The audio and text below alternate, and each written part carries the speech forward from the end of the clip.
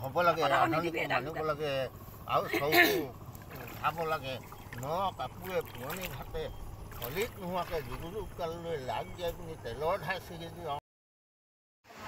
আজি শাওনৰ 5 তাৰিখে আজি আমাৰ ঘৰত ন ভুইৰোৱা কৰিলোঁ আৰু তাৰে কিছু অংশ আপোনালোকৰ আগত দেখাবলৈ চেষ্টা কৰিলোঁ।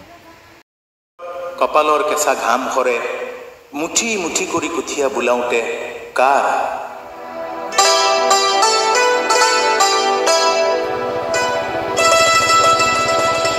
শাওনৰ পথাৰ